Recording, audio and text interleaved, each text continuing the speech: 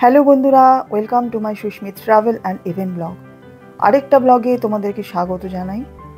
ভাইজ্যাগে গেছিলাম, তখনকার একটা ভিডিও তোমাদের সাথে শেয়ার করছি। ভিডিওটা বিশেষ বড় নয়, তবে ভাইজ্যাগে দেখার তো অনেক কিছু আছে, সেসব জিনিসগুলোর আমি ছোট ছোট ভিডিও করে নিয়ে এসেছি তোমাদেরকে দেখাবো বলে। বন্ধুরা, ভাইজ্যাগে যাচ্ছি অনেক দিন পর, ভীষণই আনন্দ লাগছিল। ভাইজ্যাগে আমি গেছিলাম মথুরা হয়ে। মথুরা থেকে গাড়িতে করে প্রথম গেছিলাম দিল্লি এয়ারপোর্টে। এই দেখো, এটা হলো দিল্লি ইন্টারন্যাশনাল এয়ারপোর্ট। এখান থেকেই আমাদের ফ্লাইট ছিল সকালবেলা 5:55-তে। এখন আমি দিল্লি এয়ারপোর্টেই বসে আছি। দেখো, ভীষণ মজা লাগছিল, অনেক দিন পর যাচ্ছি। এই দেখো, এ হচ্ছে আমার বোন। সব লাগেজেসগুলোকে ট্রলির মধ্যে রেখেছি, এখনও জমা দিইনি, একটু পরে জমা দেবো, কারণ এত তাড়াতাড়ি জমা নিচ্ছিল না ওরা। দিল্লি ইন্টারন্যাশনাল এয়ারপোর্ট তো এমনিই খুব সুন্দর। দেখো, আমরা বসেছিলাম, ডিনার ফিনার করে বসে রয়েছি। বন্ধুরা, আমার এর আগের যে লং ভিডিওটা রয়েছে হিন্দিতে, তার মধ্যে আমি দেখিয়েছি যে দিল্লি এয়ারপোর্ট থেকে আমি ভাইজ্যাগ এয়ারপোর্টে পৌঁছাই। এয়ারপোর্টে পুরোটাই পৌঁছাইনি, ল্যান্ড করা আগে পর্যন্ত আমি একটা ভিডিও দিয়েছি। 4:45 নাগাদ ফ্লাইটে বোর্ডেড হয়ে গেছিলাম। এরপরে 2 ঘন্টা 2.5 ঘন্টা কীভাবে যে কেটে গেছে বুঝতে পারিনি। প্রায় 8:30 নাগাদ আমাদের ল্যান্ড হয় ভাইজ্যাগ এয়ারপোর্টে। দেখো, ভীষণ ভালো লাগছে, যেন তুলোর উপর দিয়ে যাচ্ছি। বিশাখাপত্তনম এয়ারপোর্টের ঠিক বাইরের এরিয়াটা হচ্ছে এটা। বাইরে বেরিয়েই আমি ভিডিও করতে শুরু করে দিয়েছি, কারণ আমি তো একজন ব্লগার। যেখানেই যাই প্রথমেই আগে আমি ভিডিও করতে শুরু করে দিই। এই দেখো, আমি ফ্লাইটে করে ভাইজ্যাগে এই প্রথম এলাম, এর জন্য এরিয়াটাকে একটু ভালোভাবে ভিডিও করে নিচ্ছি, যাতে নিজেও দেখতে পারি এবং তোমাদেরকেও দেখাতে পারি।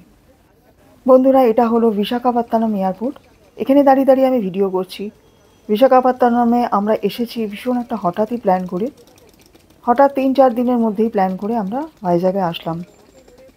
দেখো, আমি এখন এয়ারপোর্টের বাইরে দাঁড়িয়ে আছি এবং ভিডিও করছি।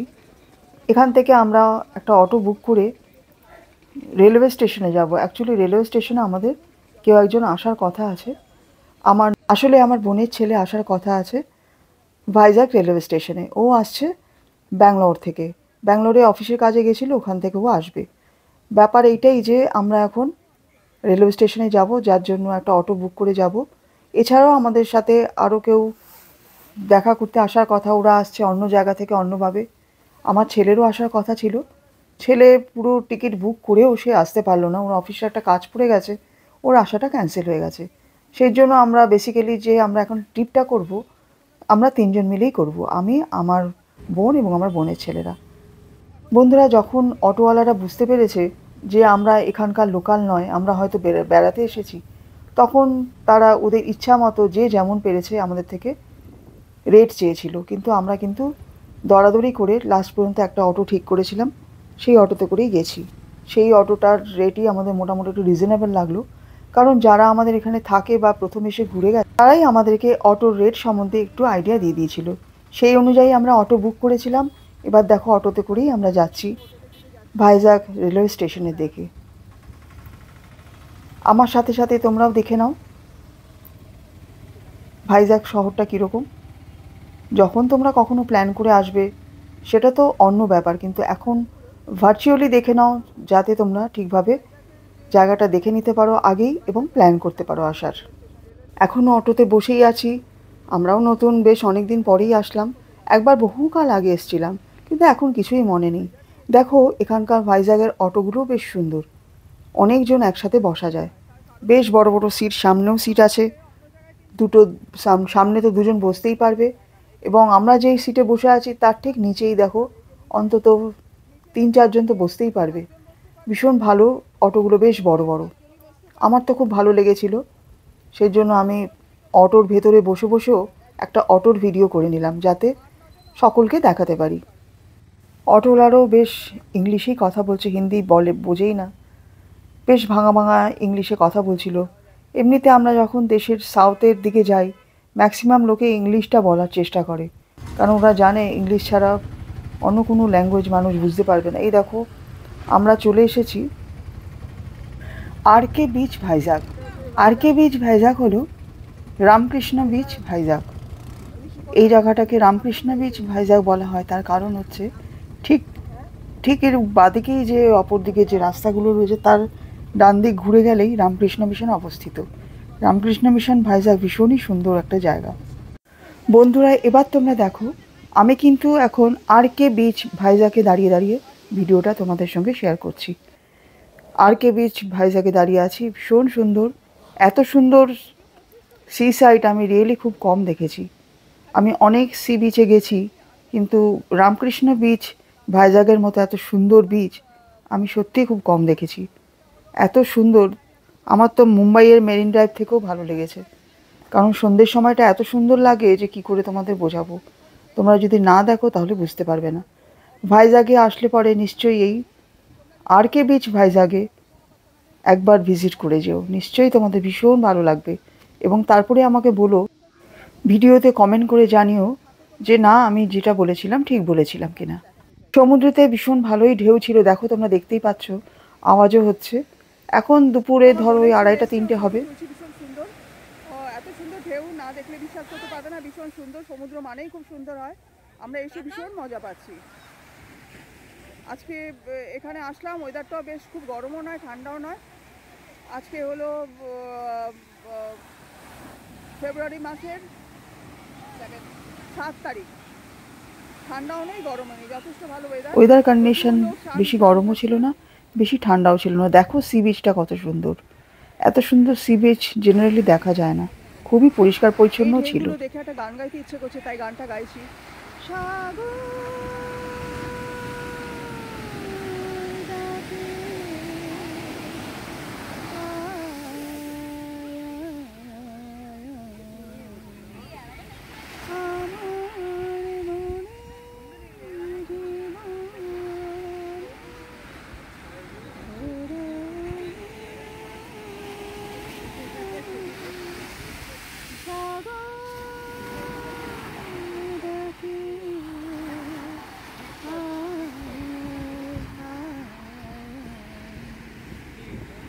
RK বিচ থেকে বেরিয়ে যাচ্ছি। দেখো RK বিচটা আরেকবার তোমাদের দেখিয়ে দিই, ভীষণ সুন্দর।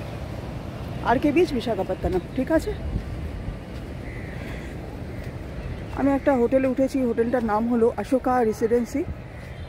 ওখান থেকে 10 মিনিট লাগলো গাড়িতে করে। এই দেখো, এটা হচ্ছে ঠিক RK বিচের সামনে এই ধরনের হোটেলস বা সব কিছু রয়েছে। এগুলো সব হোটেলস, খুব ভালো ব্যবস্থা এখানে। দেখে খুব ভালো লাগছে, অনেকদিন পর সমুদ্রে এলাম যার জন্য আরো বেশি ভালো লাগছে।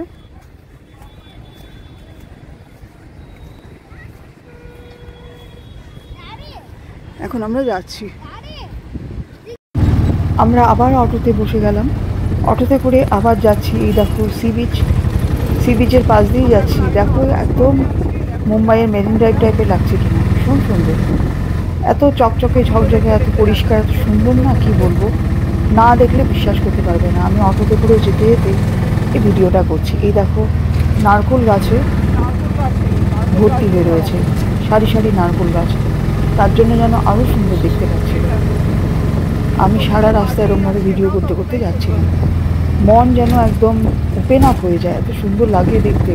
সমুদ্র দেখলেই না যেন মন একদম খুলে খুলার মতো, মনের মধ্যে একটা সুন্দর ভাব আসে এবং মনের মধ্যে একটা পূর্ণতা আসে, মনের মধ্যে একটা যেন আনন্দ চলে আসে, মন যেন খুলে যায়, একদম উন্মুক্ত হয়ে যায় সাগর দেখলে পরে। দেখো আমরা এখন চলে এসেছি মিউজিয়ামে। এটাও বেশ ভালো দেখার একটা জায়গা। এখানে একটা সেলফি পয়েন্ট দেখে এখানে দাঁড়িয়ে দাঁড়িয়ে কিছু সেলফিও নিতে শুরু করলাম, ফটোও তুললাম। দেখো এই রাস্তাটা কত সুন্দর। এই যে দেখতে পাচ্ছ না, এটা হচ্ছে সাবমেরিন মিউজিয়াম। আমরা চলে এসেছি।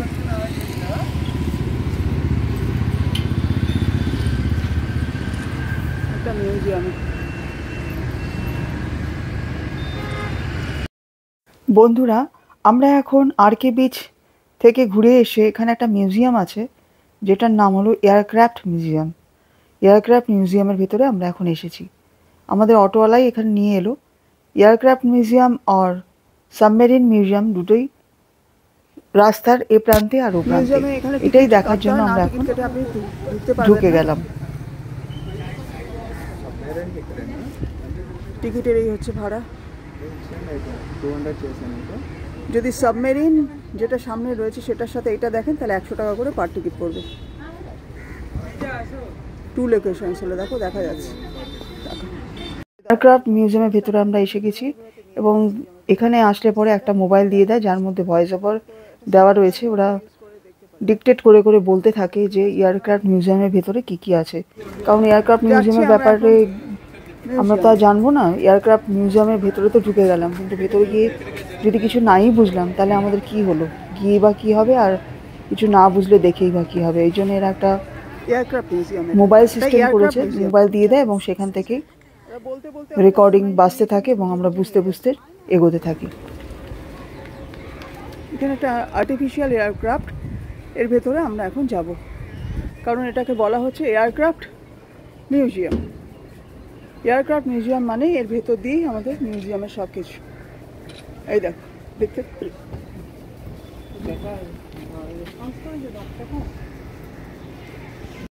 শুধু ভিডিও দেখলে তো হবে না, চলো তোমাদেরকে আমি নিয়ে যাই। এয়ারক্রাফটের ভেতরে যাচ্ছি। আর্টিফিশিয়াল এয়ারক্রাফট, কিন্তু অরিজিনাল এয়ারক্রাফট নয় এটা। এটা মিউজিয়াম, তাই আর্টিফিশিয়াল এয়ারক্রাফট। আমি এর উপর দিয়ে যাচ্ছি। এই দেখো, দেখো সুন্দর না? দেখো এদিক থেকে আসছে ওরা, কিন্তু এর ভেতর দিয়ে যেতে হবে।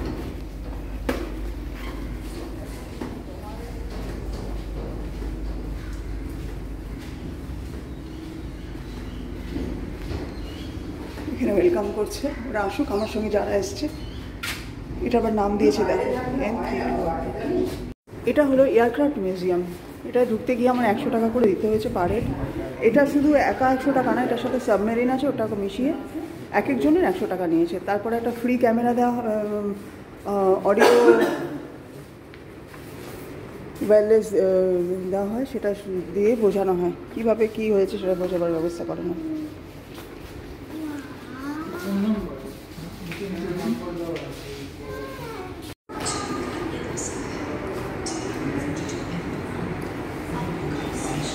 মিউজিয়ামের ভেতরটা আমি পুরোটা তুলতে পারবো না, অনেক বড় মিউজিয়াম, একটু একটু তুলে তোমাদের সাথে আমি শেয়ার করছি।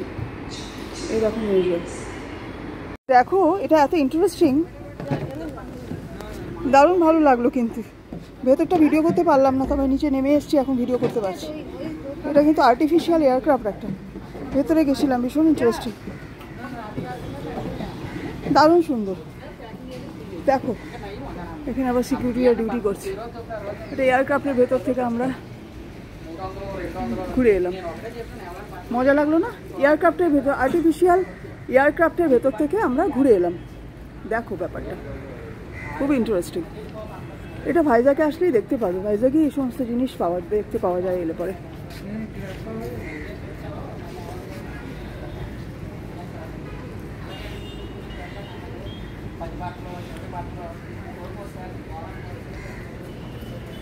এই দেখো, ঠিক আছে। আমরা দুপুরবেলা সেরকম কিছু খেয়ে বেরোইনি, তাই যখন খিদে পেয়ে গেছিলো মিউজিয়াম দেখার পরেই আমরা ঠিক অ্যাটাচড এই রেস্টুরেন্টটা পাই। এটা একটা ননভেজ রেস্টুরেন্ট, সেটা দেখে তো আমাদের আরোই ভালো লেগে গেল, কারণ আমরা ননভেজ খেতে বেশ ভালোই বাসি। এই রেস্টুরেন্টটার নাম হলো সিএসবি রেস্টুরেন্ট। ভীষণ দারুণ খাবার, এত সুন্দর খাবার আমরা খেয়েছি। তোমরা যদি কখনো ভাইজাগে আসো নিশ্চয়ই এই রেস্টুরেন্টে খাবার জন্য ট্রাই করো, বিশেষ করে চাইনিজ তো ভীষণ ভালো বানায়। এই রেস্টুরেন্টটার নাম হলো জাইকা, জাইকা রেস্টুরেন্ট। আমরা যতদিন ছিলাম এখানে এসে 2-3 বার খেয়েছি। এই দেখো, চাইনিজ থেকে শুরু করে সব ধরনের খাবার এখানে পাওয়া যায়। তোমাদের এই ভিডিওটা কীরকম লাগলো আমাকে অবশ্যই কমেন্টে জানাও।